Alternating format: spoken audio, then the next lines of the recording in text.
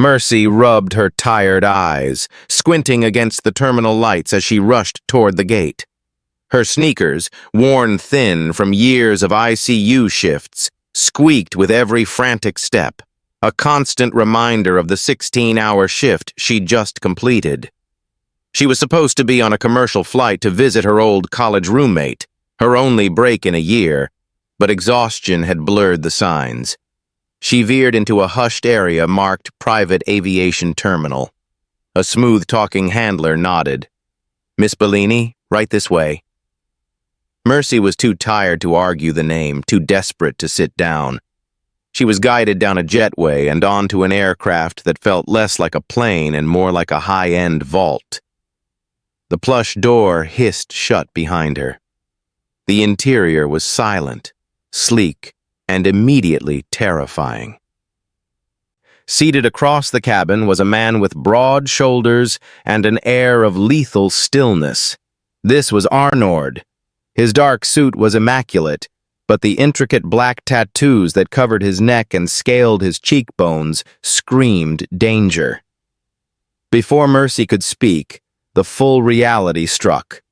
Two armed men in tactical gear stood like statues near the exit, rifles slung across their chests. Arnord's intense gaze, cold as granite, locked onto her. "You are not Bellini." It wasn't a question. "No, I'm Mercy," she whispered, clutching her worn backpack like a shield. "And I got on the wrong plane. I need to get off, please." The hum of the engines rose from beneath the floor, and the jet began to move. "Too late," Arnord said simply, taking a slow sip of coffee. "Where is this plane going?" she demanded, panic constricting her chest. "Paris," he replied, studying her faded scrubs and exhausted eyes. "The trip begins now." He leaned forward, his voice dropping to a gravelly, possessive tone. "Tell me, Nurse Mercy, because you certainly don't look like the kind of woman I pay for, what exactly makes you so desperate to escape my plane?" The word escape snapped Mercy out of her fear. It wasn't about her safety. It was about the life she'd left behind, the life that depended on her returning home by Monday to care for her younger brother, Leo, ever since the fire took everything else. If you're Mercy, what will you do? Hit the subscribe button and tell me where you're watching from.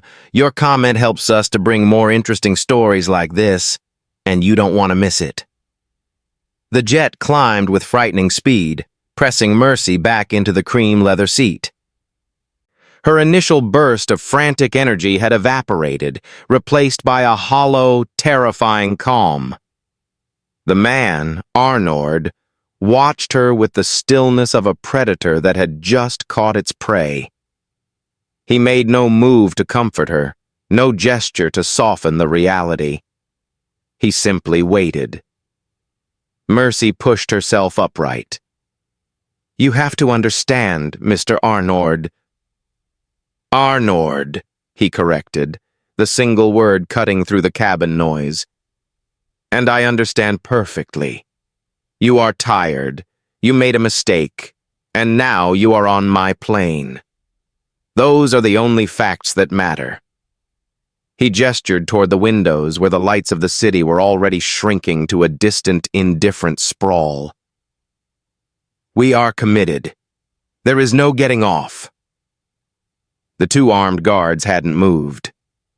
They were shadows made of expensive fabric and cold steel, their presence an immediate, paralyzing threat. She swallowed, her throat dry.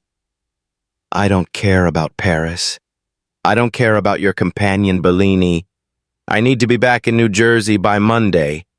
I have a 12-hour shift, and my brother—" "Your brother," Arnord echoed, resting a massive tattooed hand, a hand Mercy suddenly saw as heavy and capable of immense damage, on his knee. The dark ink swirled across his skin, mesmerizing and dangerous. "Tell me about him, Nurse Mercy." He wasn't interested in her panic. He was interested in her hook, her duty. She hesitated, her fear warring with her innate need to be direct. His name is Leo. He's 19. Our parents died 2 years ago. I'm all he has left, Arnord. I work double shifts in the ICU to keep the bills paid and keep him in community college. If I miss that shift, I lose my job. If I lose my job, we lose everything.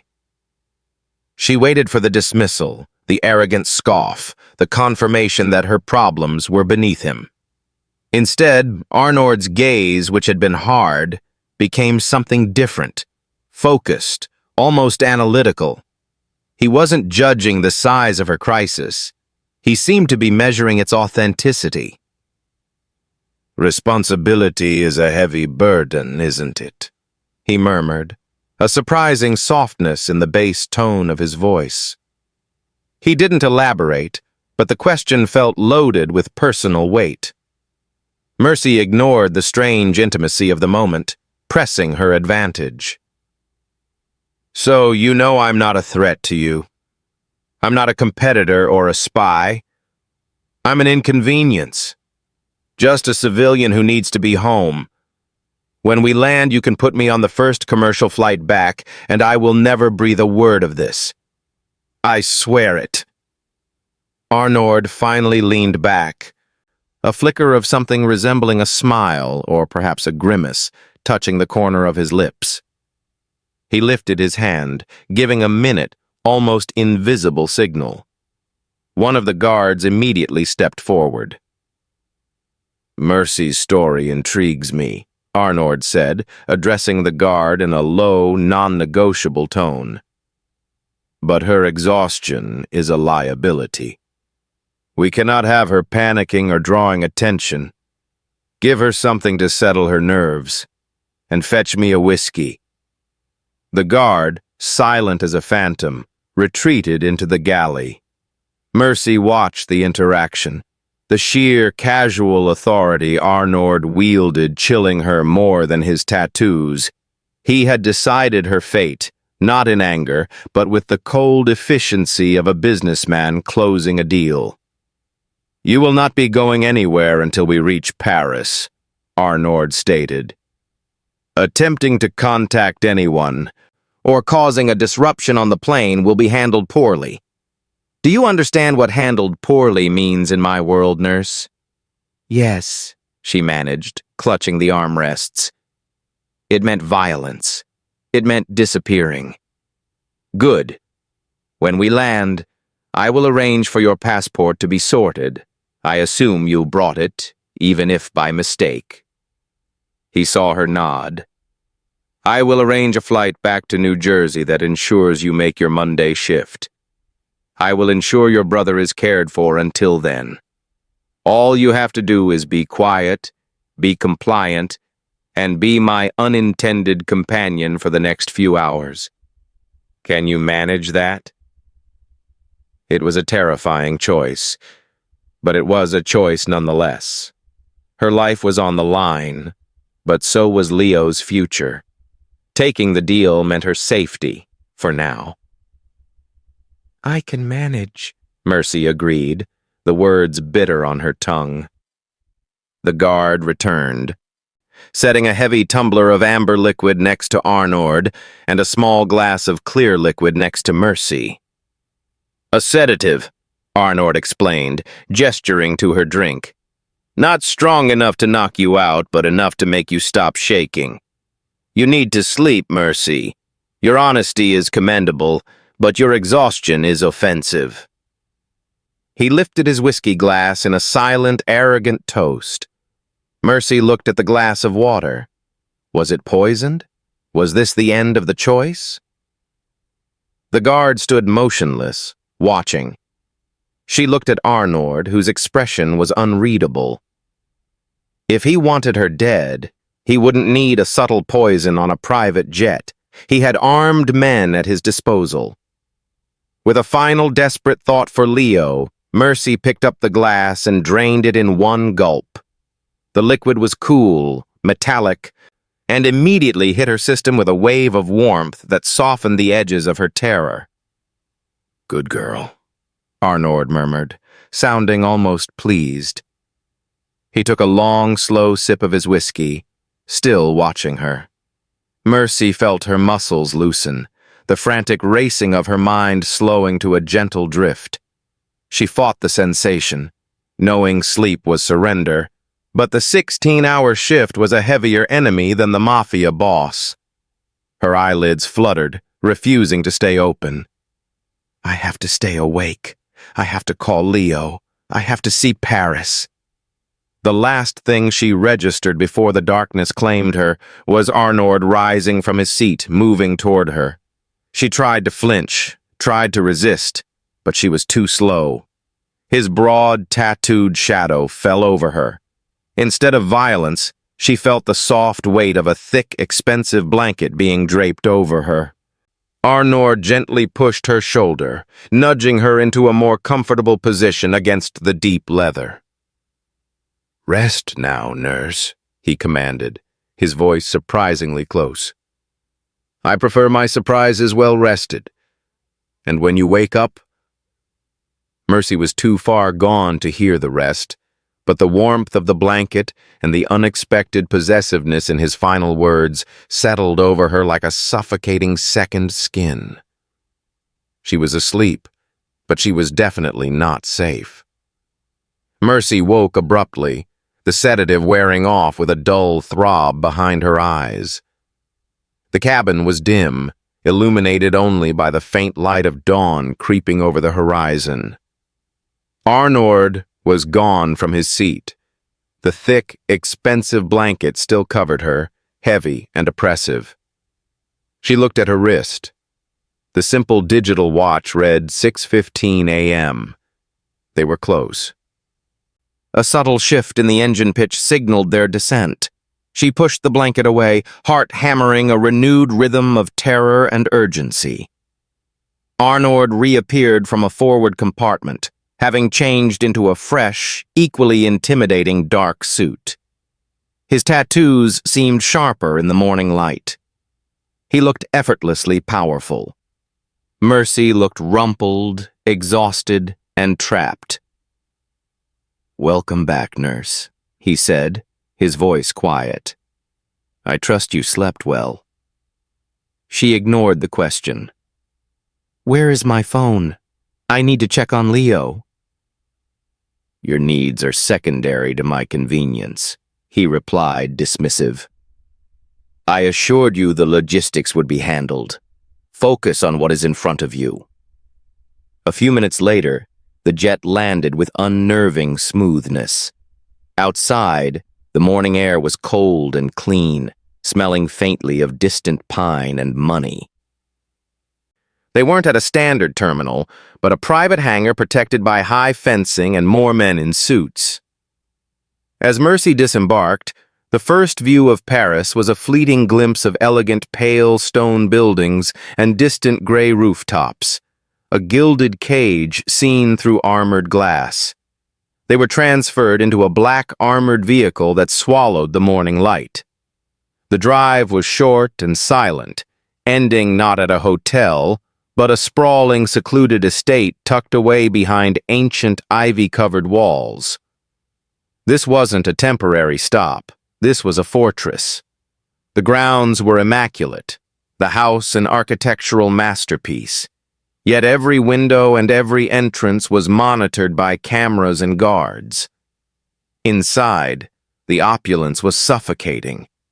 Marble floors, museum-quality art, and ceilings that soared above her head. She was guided to a suite that was larger than her entire New Jersey apartment. A woman, a somber-faced housekeeper, offered her a selection of silk robes and expensive toiletries. The message was clear. She was now a very precious, carefully watched possession. Arnord left her with one final command. "Stay here.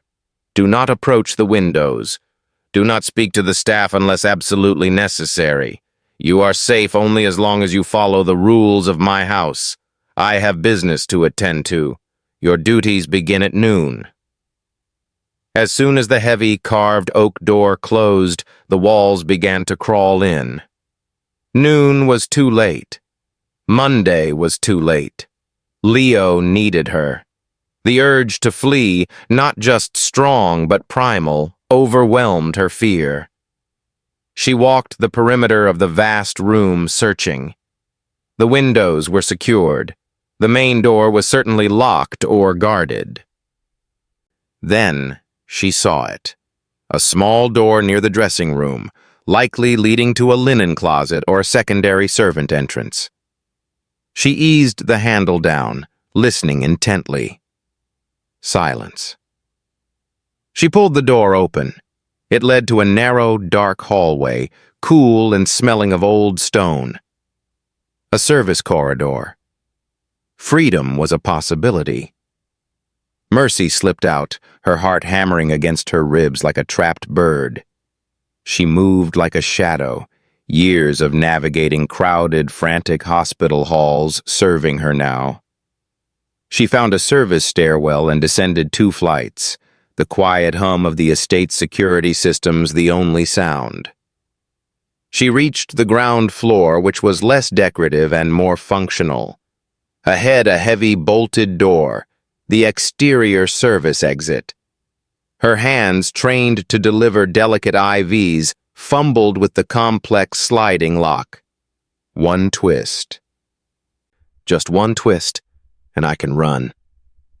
She was halfway there, her breath sawing in her chest, when a low, rough voice sliced through the silence directly behind her.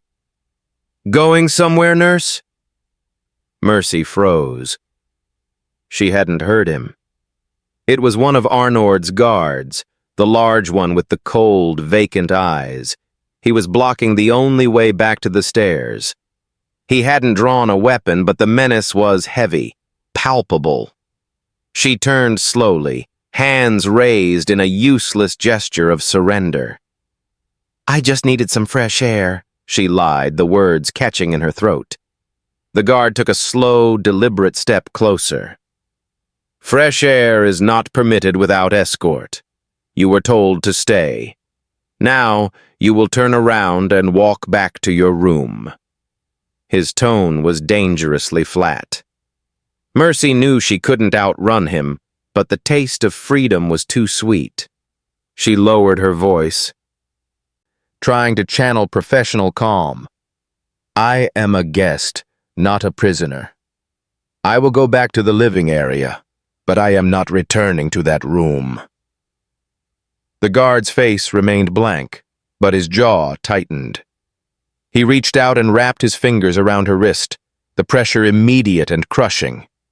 It wasn't a gentle guide. It was a grip designed to break resistance. "You don't make decisions here," he snarled, pulling her toward the stairs. "You are Arnold's. You belong—" A shadow fell over both of them. A deep, cold voice, sharper than any knife, cut the air. "Let her go." Mercy looked up, relief and fresh terror flooding her equally. Arnold stood at the end of the corridor, having appeared from nowhere. His expression was not angry, but utterly, terrifyingly still. He hadn't moved a muscle. But the entire atmosphere of the estate seemed to have coiled and tightened around them. The guard immediately released Mercy, confusion flickering across his rigid features. Arnold didn't address the guard. His eyes, intense and blazing, were fixed solely on Mercy. "You truly believe you can run from me, Mercy? You truly believe you can run from me, Mercy?" Arnold's voice was dangerously low, a sound that bypassed her ears and scraped against her nerves. He wasn't yelling. He was disappointed, and that was somehow more terrifying than rage. The guard, rigid and pale, stammered, "Sir," she was attempting to compromise security. "I was simply—" Arnold lifted one tattooed hand, a single sharp gesture that silenced the man completely. The guard immediately backed away, disappearing around the corner without a word, leaving Mercy alone with the man who held her fate. The air in the narrow service corridor was thick, humming with unresolved energy. Arnaud stepped closer, closing the distance she had desperately tried to create. His shadow enveloped her, smelling faintly of cold cologne and power. Mercy instinctively braced herself, expecting the crushing grip, the physical reprimand.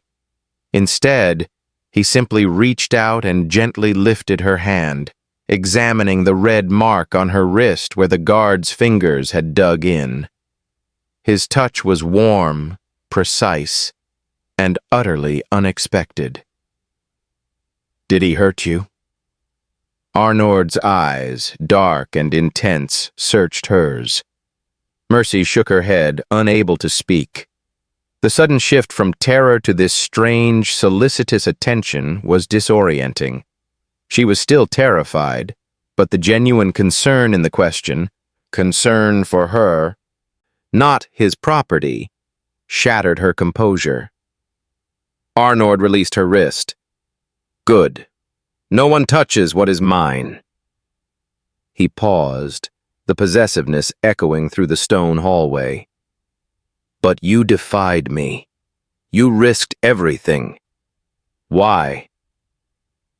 "Because I am not yours," Mercy finally whispered, finding a small pocket of strength. Her exhaustion had turned into righteous anger. "I am not your mistake, and I am not your property. I am a nurse. I have a job and a brother who needs me. You promised to arrange my safety, and then you locked me in a cage. I don't break promises. I don't tolerate lies." Arnaud watched her, a slow, predatory appreciation spreading across his features. The fierce, desperate honesty she exhibited didn't amuse him. It captivated him. He ran a hand over the intricate ink on his cheek. A cage. Yes. Perhaps that is how it feels to someone who has only known the wide open spaces of a hospital ward, he mused. He gestured, not toward her luxurious room, but toward a discreet door nearby. "Come. You asked for honesty. I will grant you a moment of it." He led her into a small, windowless study lined with books, the only room she had seen that lacked the heavy surveillance cameras. It felt like a bunker. He poured 2 glasses of sparkling water and handed one to her. He sat on the edge of a large, antique desk, looking less like a mafia boss and more like a weary king. "You wonder why I don't punish you," Arnaud began, his gaze distant. "I see a creature of pure function, duty, exhaustion, self-sacrifice. You rush from one life-or-death scenario to the next for pitiful pay, all for the sake of a boy who relies on you. That is genuine. That is solid. That is a kind of loyalty I have never encountered." He looked down at his hands, his knuckles large and scarred. "I was raised in this world, Mercy. Loyalty here is a myth. Every smile is a contract. Every kindness is a down payment on a betrayal. I have watched friends, family, women who swore they loved me. All of them eventually took their price. They stole, they lied, they went to the police, or they sold secrets to my enemies." He tapped the side of his head, right on the edge of a tattoo. "Trust is a weakness that will get you killed. I learned that very early, watching my own mother take a payoff to look the other way." The confession was raw, stripped of the usual layers of menace. It was the truth of an isolated soul, bitter and profound. "I built this fortress, this cage, not just for my enemies, but to keep the lies out, to keep people away from the part of me that is still capable of being hurt," he admitted. "But you You are a dissonant chord in my perfectly orchestrated symphony of danger. You stand in the middle of this room, demanding a life that revolves around responsibility, and I find myself compelled to listen." He slid off the desk and stood before her, the danger returning, but now laced with a strange, possessive curiosity. "You ran not out of malice, but out of necessity.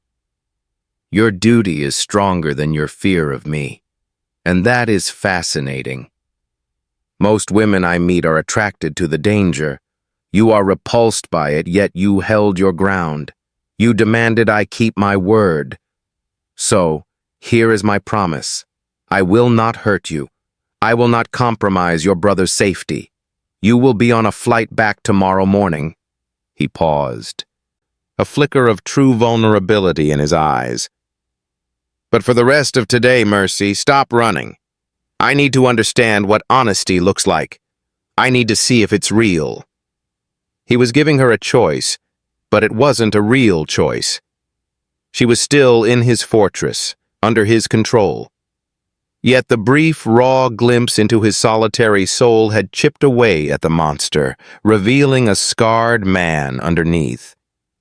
Mercy looked at the powerful, heavily guarded man, the Mafia boss with the soul of a betrayed child, and felt an unexpected surge of something that wasn't terror, but dangerous, intoxicating compassion. She was playing with fire, but she suddenly realized he was burning too. The tension in the air was palpable as Arnaud guided Mercy back through the immense Parisian estate. Though the possessive hand he kept lightly on her back felt less like restraint and more like a bizarre protective claim. The brief, raw exchange in the study had changed everything. She was no longer just cargo. She was a dangerous, living truth he was trying to comprehend. When they reached her suite, the change was immediate. The somber housekeeper was standing nervously by the door, and on the vast, silk-covered bed lay evidence of Arnaud's attempt to normalize the situation. A towering stack of garment boxes and several luxury shopping bags spilling out silks, cashmeres, and jewelry cases. On the duvet, folded neatly next to a designer purse, was a small, heavy envelope. Arnaud released her, his eyes measuring her reaction. "I don't expect the nurse's uniform to suffice for dinner, Mercy. These are gifts. Compensation for your inconvenience. You may have the staff arrange fittings. The envelope contains enough to cover any lost wages, and then some, for the next 6 months." He was offering a bribe, cloaked in generosity. He was trying to buy her silence, her compliance, and her presence. It was the ultimate transactional gesture from a man who saw the world as a market. Mercy looked at the shimmering fabric, the gold gleam of a watch peeking out of a box, and the sight solidified the righteous anger that had simmered since her escape attempt. This was his version of healing, a financial poultice over a moral injury. She didn't touch anything. She walked to the center of the room, fixing her tired but defiant gaze on him.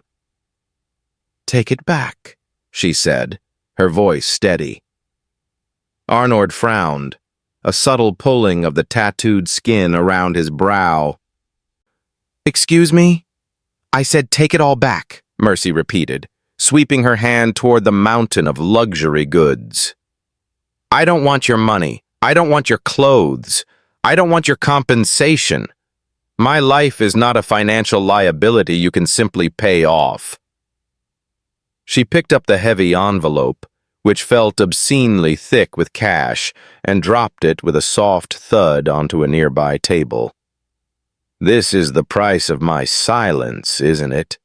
The cost of making me forget I was kidnapped by a man with armed guards."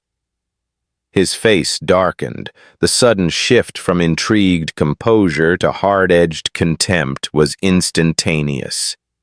"You find my generosity insulting? Do you realize what you are throwing away? This is more than you earn in a year, nurse.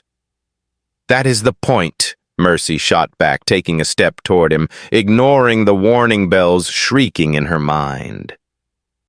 You see me as someone who can be bought because everyone in your world has a price. I have a value, Arnold, but it is not monetary. My value is my duty to my brother, my promise to my patients, and my right to my own freedom. You can't put a price tag on that, no matter how much money you have. She felt the air crackle with his fury, the pressure of his presence intensifying until the room felt small. This was a direct, unforgivable insult in his language. He was being tested, publicly, by the exhausted woman he had abducted. I am trying to be reasonable, Mercy, he ground out, his jaw tight. I am offering you safety, comfort, and security. I respect your duty, but duty doesn't pay for college or protect you from my world. Money and power protect you. No, she countered, shaking her head sharply. You keep saying you respect my duty. If you truly respected it, you would send me home now, not tomorrow morning, now. You would see me as a person who has to return to her life, not an item to be retained until your plane is ready for departure. Mercy's breath hitched, but she held his stare, forcing him to look past the silk and the shame, directly into her exhausted humanity. If you want to see honesty, Arnold, here it is. I am terrified of you, but I will not be your possession. Let me go, or admit that everything you told me in that study about trust and betrayal was just another lie designed to keep your cage locked. The moment stretched, silent and brittle. The guard outside the door was probably listening, waiting for the signal for violence. But Arnold remained still, his dark eyes tracing the intricate tattoos on his own hand. Her refusal was so absolute, so pure, that it bypassed his anger and pierced the very isolation he had confessed to moments ago. His chest rose and fell in a slow, deep breath. When he finally spoke, the rage was gone, replaced by a grudging, profound acceptance. You are correct, Nurse Mercy, he conceded, the sound heavy and unfamiliar. You are not for sale. He gestured toward the gifts. Leave them. They will be removed. He walked past her to the suite's large panoramic window, gazing out over the sprawling Parisian gardens. He turned slightly, allowing Mercy only a side profile, a rare moment of self-containment. You will be on the first available charter, secured and confirmed, leaving tonight from a safe location. Until then, you will remain here, within this house. Unescorted, but understand, you are still within my control. His voice softened, revealing a flash of the scarred soul. You have made your line in the sand very clear, Mercy. I respect a boundary when it is drawn with such honesty. But I warn you, the world I inhabit does not tolerate such innocence. Do not make the mistake of thinking you can change it. Mercy felt a wave of dizzying relief. She had won the battle, securing her immediate release. But as she watched the powerful man stare out at his gilded cage, she realized that despite his chilling warning, a new, far more dangerous line had been drawn. A connection that felt less like repulsion and more like a terrifying, irreversible attraction. The only way out was home, but a part of her was already rooted in his fortress. The sun was setting over Paris, painting the sky in violent hues of crimson and gold, a stark contrast to the quiet tension inside the manor. Arnold had kept his word. The luxury clothes were gone. The housekeeper had brought Mercy a simple, clean tunic and leggings, and her small, worn backpack was placed discreetly near her door, a symbol of her imminent freedom. The jet that would fly her home was scheduled to leave from an anonymous strip at midnight. Arnord didn't allow her to eat in the grand dining room. Instead, he led her through the sprawling gardens to a glass-walled gazebo tucked deep in the estate's grounds. It was secluded and beautiful, with candles glowing softly on a small, perfectly set table. But the romance was a veneer. Through the glass walls, Mercy could see the subtle movements of men in the surrounding tree line. His security was tight, absolute. This beautiful spot was the most heavily guarded place in the fortress. They ate in near silence. Arnord was attentive but distant, watching her hands as she ate a simple risotto. The silence was not empty, but heavy with the weight of unspoken things. The raw vulnerability of his confession, the shock of her defiance, and the few hours they had left. Finally, when the plates were cleared, Arnord leaned forward, resting his elbows on the table, the candlelight reflecting sharply in his dark eyes. The moment had arrived. "You won your freedom today, Mercy," he stated, his voice a low, gravelly confession. "You broke the rules of my world, and my men will find that confusing. But you proved that your principles, that honesty and duty, are real, and that is why I cannot let you walk away." Mercy's heart hammered. She knew this wasn't about the flight home anymore. "Arnord, you gave me your word. I need to go." "I know what you need," he cut in, his gaze burning with unexpected intensity. "You need your brother. You need your duty. But I need something too. Something I thought died many years ago." He reached across the table and covered her hand with his own, large, scarred, and covered in the dark geometry of his tattoos. The simple contact sent a dizzying electric shock through her exhausted body. "In 2 days you have seen me at my most guarded and my most exposed. Every woman who has been here wanted the power or the money. You want only your simple life. And that simplicity, that fierce dedication to saving something good, that is what I am desperate for, Mercy. I am drowning in artifice and lies. I need something real to anchor me. I need you." His confession was not romantic. It was a desperate plea for survival, a man admitting he was spiritually bankrupt and saw her as his only lifeline. "This trip to Paris was meant to be transactional. It has become essential," he continued, his thumb gently stroking the back of her hand. "I propose you stay, not as a hostage, not as a possession, but as my companion. Not for a weekend, but for as long as we can stand the impossibility of it. You choose your limits. You set the rules of engagement. I will provide a life for you and Leo that is safe, comfortable, and free of the financial burdens that are killing you." He lifted his gaze to the surrounding trees, emphasizing the danger.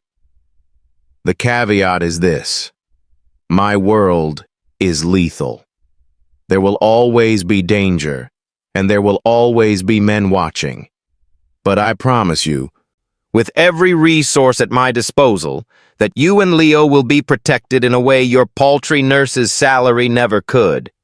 I will be your shield, but you must choose to stand next to the fire." Mercy looked at him. The powerful man who wore his betrayals like armor, who was so wealthy and feared that he was utterly alone. The idea was impossible, insane. She saw the armed shadows in the trees. She saw Leo waiting for her call. She saw the sterile comfort of the ICU, her predictable, necessary routine. Yet his touch was warm, and his plea was genuine.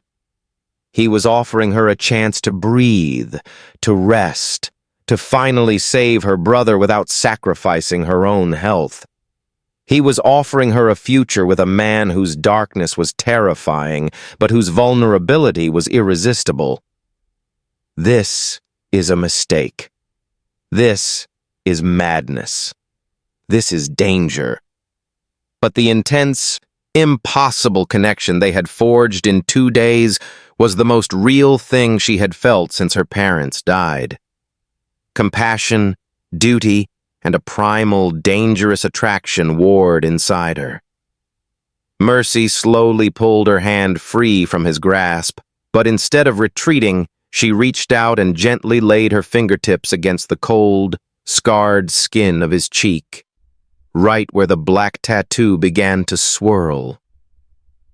"I won't be bought, Arnord, and I won't be owned," she said, her voice shaking slightly but holding firm. "But you are clearly in pain, and you offered me the truth when I asked for it. I don't know what this is.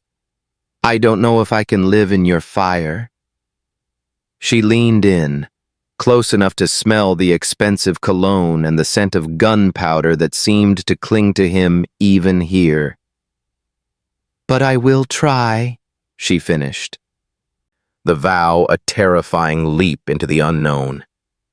"I will stay for one more day, and if you break your promise, if you lie to me or endanger my brother, I will not only run, I will burn your house down around you."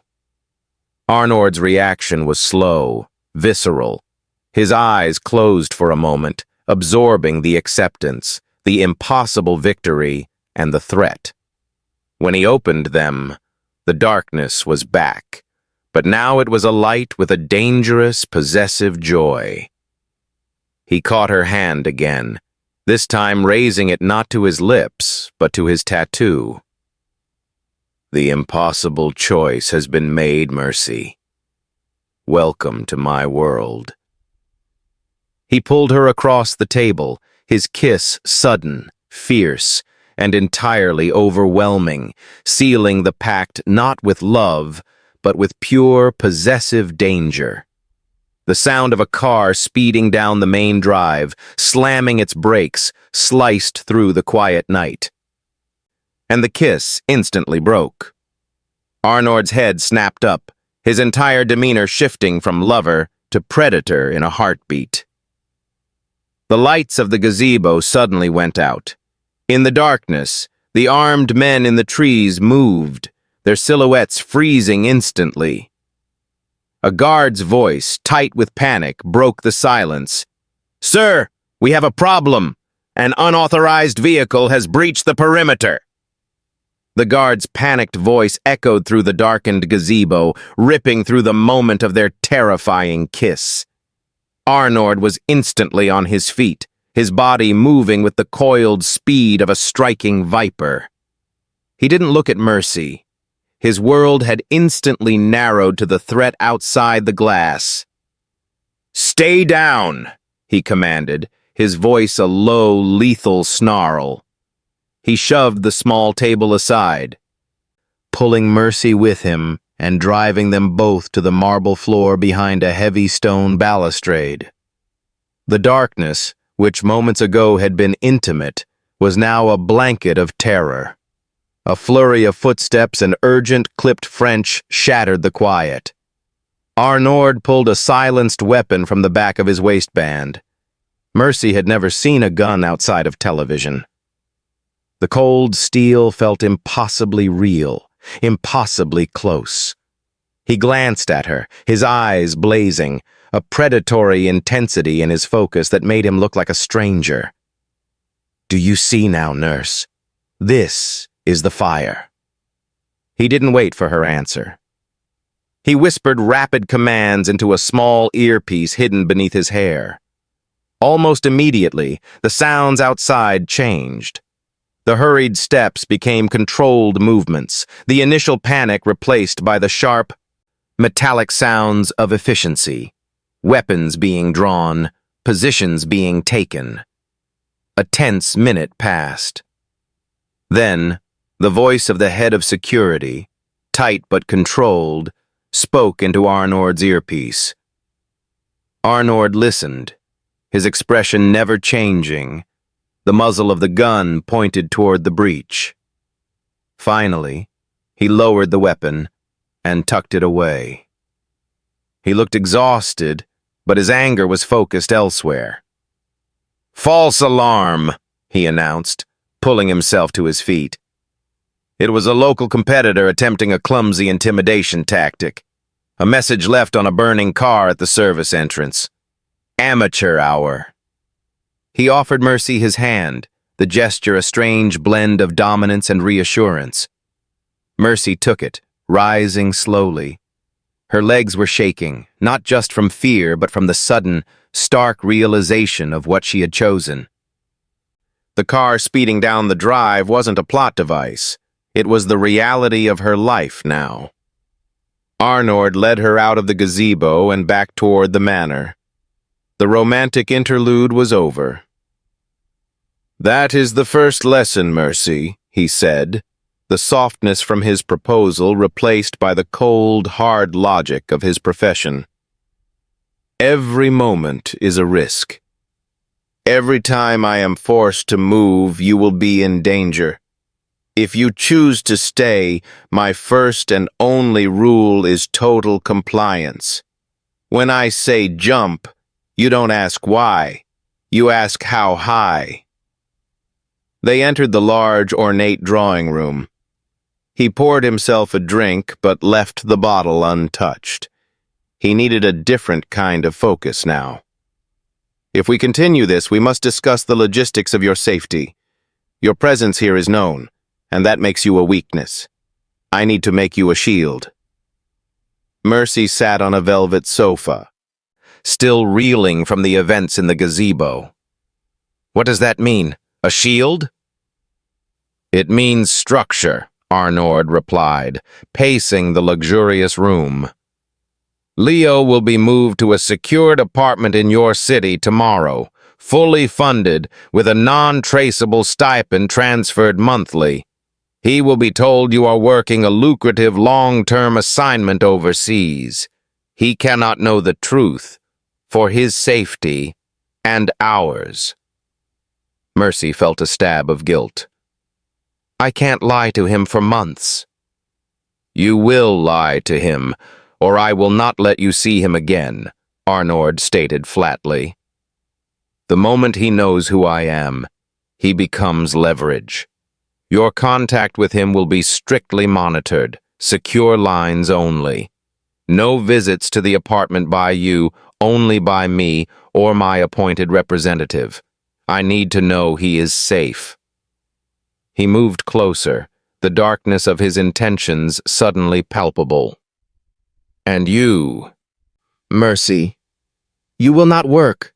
You will not return to New Jersey. You will not leave my properties unescorted. You will have a new identity, new accounts, new life. Your life will be entirely structured around my schedule and my security needs. I will be controlling your movements, your communication, and your financial freedom. Do you understand? My control must be absolute for your protection." It wasn't a vow of love. It was a unilateral declaration of ownership, a list of chains disguised as safety.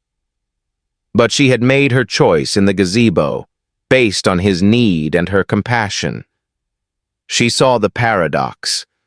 The only way to be free from her financial prison was to accept his gilded one. "I understand the rules," Mercy said, her voice barely a whisper. "But I need one thing, Arnord. I need a sign that this isn't just about ownership.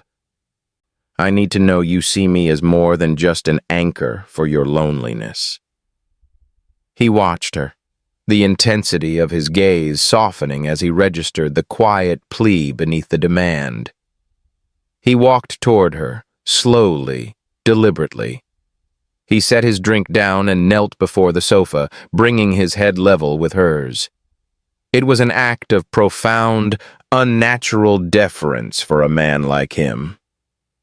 "I see you, Mercy. I see the woman who stood against me and won," he confessed, his voice rough. He reached out, not grabbing her, but gently pushing a strand of tired brown hair away from her face. He leaned in, and this time the kiss was entirely different from the one interrupted by the siren. It was slow, tentative, and utterly tender. It was the careful touch of a man exploring a new, fragile piece of beauty he was terrified of breaking. It was a soft promise, tucked away inside a lethal threat, a blend of tenderness and danger that defined their impossible pact.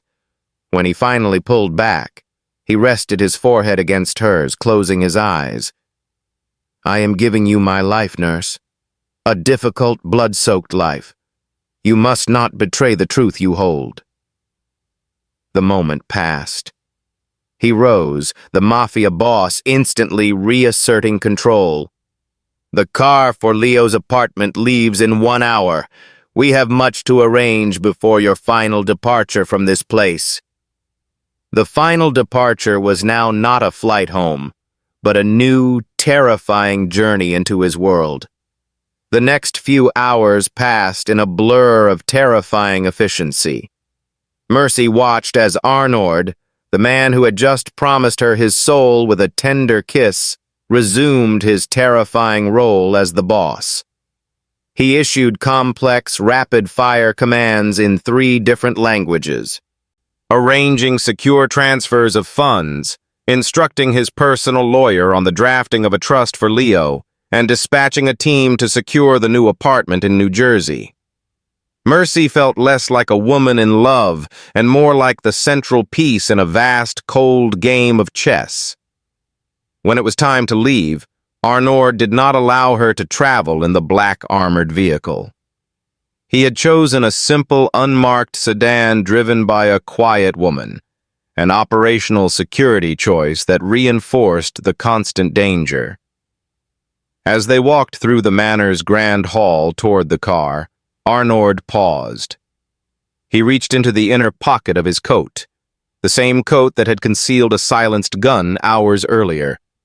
He pulled out a small, heavy object wrapped in dark velvet. "A final agreement," he murmured. "Not a bribe, but a tool." Mercy unwrapped it. It wasn't jewelry. It was a small, exquisitely machined silver compass, simple and antique-looking, with a single dark rose engraved on its case. "It is antique, but the interior is modern," Arnord explained, his voice low. "It is non-traceable and secured. It will never make a sound, and it contains only one number, mine. If you open it and the needle points due north, I am safe and near. If it spins, I am in danger, or you are. Do not use it for anything else. Do not show it to anyone." It was the most beautiful, terrifying gift she had ever received. A physical tether to his dark, dangerous life. A subtle, non-traceable link that cemented her dependence on him. She tucked it deep into her simple backpack. The drive to the private airfield was tense. Mercy found herself looking at the everyday sights of Paris, the sidewalk cafes, the lovers strolling by the Seine, with a profound sense of alienation. That world was gone, replaced by the shadows of a fortress and the promise of a life lived under armed protection. They arrived at the perimeter of the airfield, not at a terminal, but next to a sleek, waiting Learjet. The woman driving stopped the car, and Arnord dismissed her with a nod. He and Mercy were alone for the first time since their terrifying introduction. Arnord opened the car door for her, but didn't immediately move to the plane. He turned, placing his hands on her shoulders, the weight of his touch both crushing and grounding. The floodlights of the airfield cast his tattooed features in harsh relief, accentuating his dangerous beauty. Your flight is secured. You will land in a small, discreet airport outside your city. A driver will meet you and take you directly to Leo's new residence. You will tell him the cover story, and you will stay put. Mercy looked up at him, her eyes searching his for any flicker of regret, any sign that he might release her from this impossible choice. You're sending me home to lie to the only person I have left. I am sending you home to keep him alive, Arnord corrected, his voice firm but laced with desperate finality. This lie is the price of his safety. The structure is the shield. Never forget that. He leaned down, his breath warm against her ear. I will be in your city soon, unannounced. You must trust that I know how to navigate this danger better than you do. Do not look for me. Do not question my decisions. Do not break the rules we established, or you will not only endanger yourself, but you will give me a reason to doubt the honesty you claim to possess. He kissed her then, a hard, demanding farewell kiss that was all possessiveness and barely contained need. It was a vow of control, a reminder that though she was flying away, she was still his. He pulled back, his eyes burning with absolute certainty. Wait for my signal, Mercy, and trust that I will always find you. He released her shoulders and gave her a slight push toward the waiting plane. Mercy walked, her simple backpack feeling heavy with the knowledge of her sacrifice, the silver compass cold against her skin. She turned at the plane steps, wanting one last look at the man who had stolen her life and promised her a shield.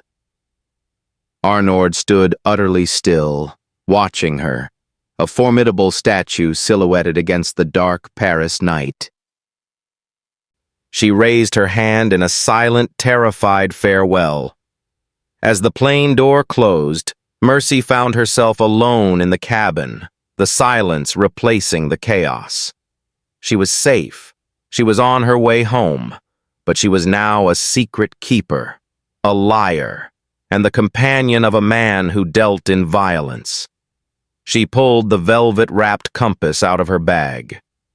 The needle, despite the moving plane, was pointing due north, steady and true. She was home, but she was trapped. And the silence was far more unnerving than the sirens. The jet flight across the Atlantic was agonizingly empty. Mercy sat alone in the plush cabin, the silver compass digging into her side through her backpack. She was no longer just tired. She was fundamentally changed. The sterile leather, the hushed silence of the private plane felt more natural than the frantic pace of the ICU. Paris, Arnord, the tattoos, the guards. It all felt like a violent, necessary fever dream. Hours later, she landed not at a major hub, but at a tiny, discreet private airstrip near her city. The driver, a woman with severe features and an earpiece, met her without a word and ushered her into an unmarked black SUV. The contrast was immediate and jarring. As the car drove through the familiar, worn streets of her neighborhood, Mercy felt a profound sense of temporal displacement. Her old life, the peeling paint of the hospital exterior, the smell of disinfectant, the sound of the subway, seemed threadbare and muted compared to the brutal intensity of Arnord's world. The weight of the secret she carried was a physical burden. They stopped not at her cramped, familiar apartment, but outside a sleek, newly renovated brownstone. The driver gave a curt nod. The entry code is your birthday, year first. The account is set up under your name. Everything you need is inside, including a full pantry. Do not leave for any reason until you are contacted." Inside, the apartment was sparse, modern, and utterly secure. It was clean, warm, and entirely impersonal. The ultimate gilded cage in her own city. It was also undeniably luxurious and safe.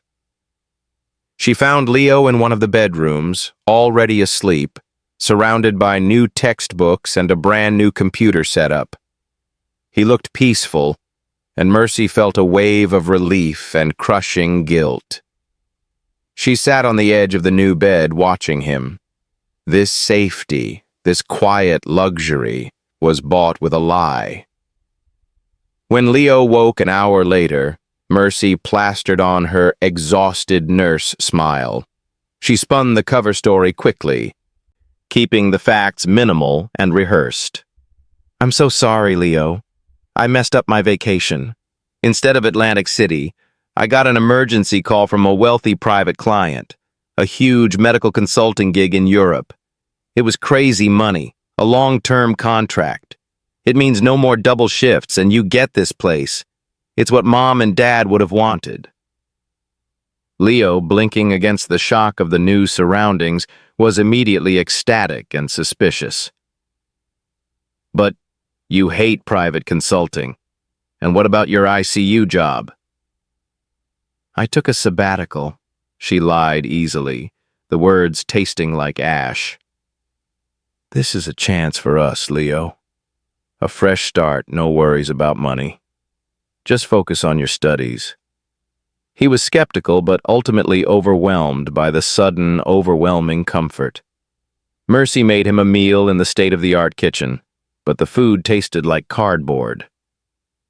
She was home, but she was a visitor in her own life, constantly haunted by the memory of the tattooed man's possessive touch and the scent of gunpowder. Days passed in a state of suspended animation. Mercy lived in the high-security brownstone, waiting, watching. She didn't dare turn on her old phone or leave the house. Every time a car slowed outside, she froze. The silence was loud, a constant reminder that she was under surveillance, protected, and owned. Then, on the third day, she was washing dishes when she heard it, a sound that shouldn't exist in her clean, sterile kitchen. It was a simple musical chime. She followed the sound to the windowsill. Sitting on the pane, a common, humble sparrow chirped brightly. She stared at it, confused. Sparrows didn't typically perch on windowsills in the city. Then she noticed it wasn't chirping. The sound was coming from a small, elegantly carved wooden box nestled next to the bird feeder. The box was not hers. Mercy approached the window cautiously. The sparrow hopped away. The box was sealed with dark wax and bore a single impression, the dark rose engraved on her silver compass. It was an untraceable, non-digital, and deeply personal signal. She opened the lid, her fingers trembling. Inside, tucked beneath a layer of soft, dark velvet, was not money, not a jewel, but a single, folded note, written on thin, expensive parchment. The note contained only 3 words, penned in a masculine, sharp script. "North is near." Mercy slammed the lid shut, her heart leaping into her throat. He was here. He was watching. He had breached her privacy and confirmed that his protective and dangerous eye was already on her. The silence of her safe house was an illusion. The risk had followed her home, and the game had officially begun. The 3 words, "North is near," had detonated a silence far louder than any bomb. Mercy secured the small wooden box, hiding it inside a false bottom in her backpack, the one thing Arnord had allowed her to keep. The fear of his surveillance had been a theory. Now it was absolute fact. He wasn't just protecting her, he was here. The rest of the day was an agony of anticipation. Mercy moved through the apartment like a ghost, unable to focus on Leo's enthusiastic descriptions of his new computer programming assignment. She stared out of the secure, triple-glazed windows, watching the brownstone-lined street. Every passing delivery truck, every local walker, every idling car was a potential source of danger, or Arnord. She knew his style of arrival wouldn't be dramatic. He wouldn't arrive in the armored tank that had brought her to Paris.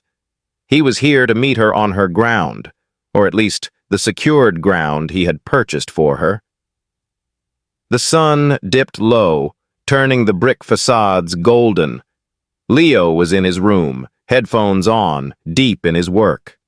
Mercy was making herself a cup of tea, the silver compass clutched in her pocket, when the chime of the door intercom startled her.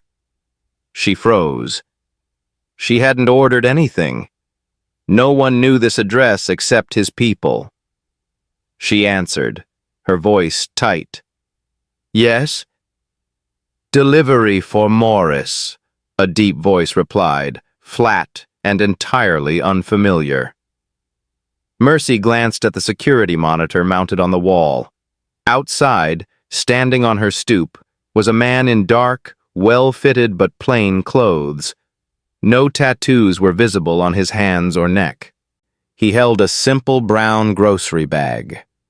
Behind him, parked casually across the street, was a dark gray sedan, the kind of unremarkable car that disappears on city streets. Then the man on the stoop lifted his head.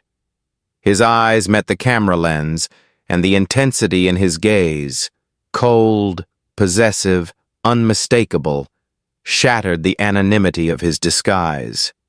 It was Arnord.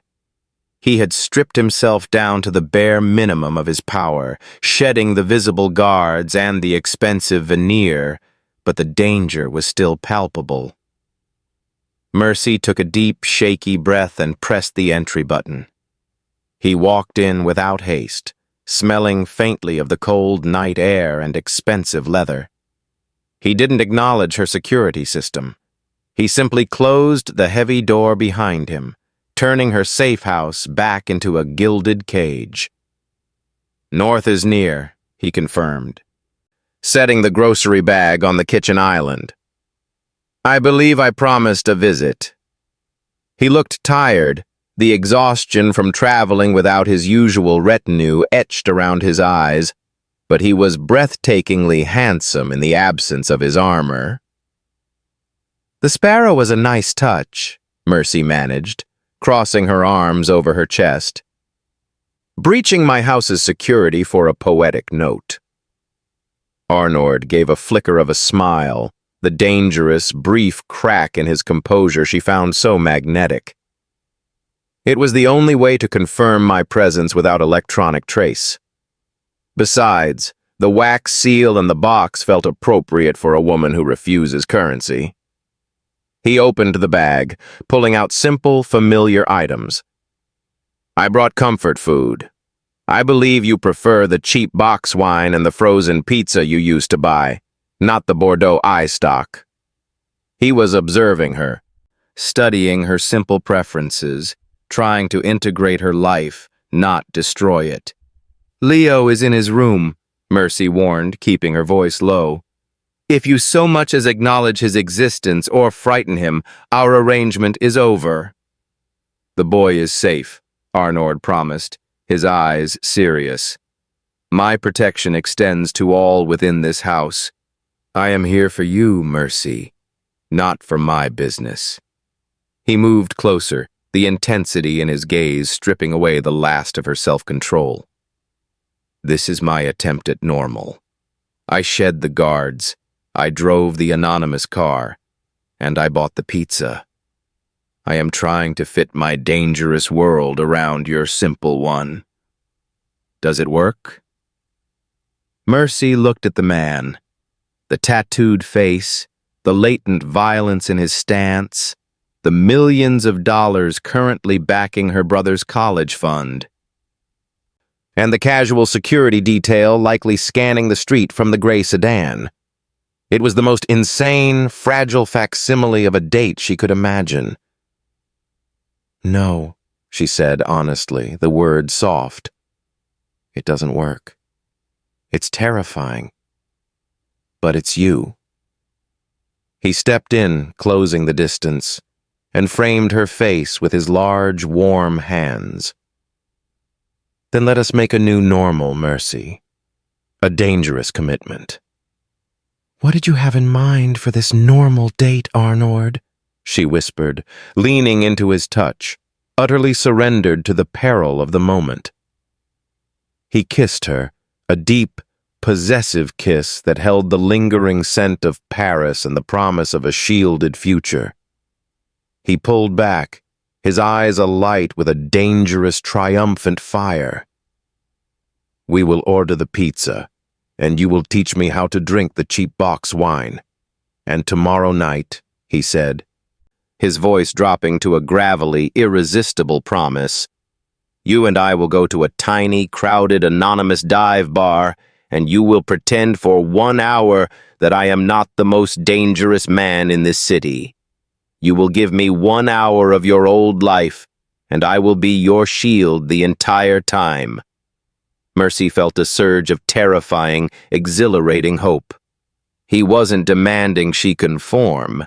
He was asking for permission to enter her world 1 hour at a time, protecting her from the shadows he cast. It was the ultimate, impossible concession.